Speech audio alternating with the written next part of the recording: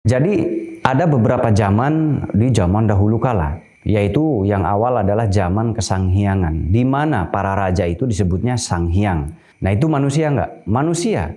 Manusia sama seperti kita, manusia ya percis seperti kita, manusia biasa. Tetapi raja-raja di zaman itu dijulukinya, diberi gelarnya adalah sanghyang. Setelah periode sanghyang itu hilang, berganti dengan periode berikutnya yaitu dengan zaman Batara. Di mana para raja di zaman itu disebutnya adalah Batara. Jadi gelar raja-raja di zaman itu ada tambahan yaitu Batara, sang Batara siapa gitu ya. Dan ada lagi tambahan Batara Dewa dan lain sebagainya. Itu manusia yang menjadi raja dijulukinya adalah Batara Dewa dan lain-lain. Nah setelah zaman Bataraan bergulir, lalu bergantilah menjadi zaman kerajaan. Disebutnya para raja. Nah Anda paham kalau para raja ya. Tetapi setelah para raja itu adalah zaman Hindu-Buddha. Masuklah Islam di abad ke-7, ya kurang lebih abad ke-7, abad ke-8.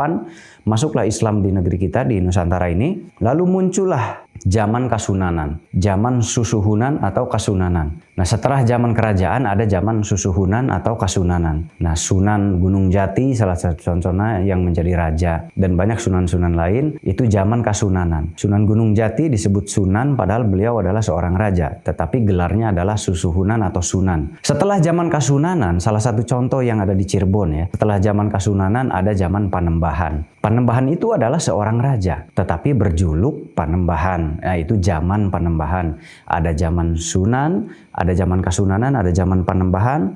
Setelah zaman Panembahan, kembali lagi kepada zaman dulu, disebutnya zaman kerajaan.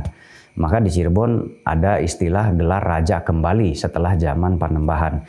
Setelah zaman kerajaan, saat ini di Keraton Cirebon gelarnya adalah Kasultanan. Jadi raja yang memimpin adalah bergelarnya adalah Sultan, Sang Sultan. Jadi zaman era saat ini adalah era Kasultanan untuk di Kasultanan Cirebon.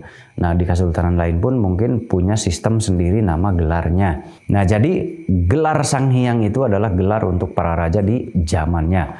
Gelar Kebatara Dewaan itu adalah gelar raja untuk di zamannya. Bukan berarti itu Tuhan. Tetapi kembali kepada pemikiran Anda.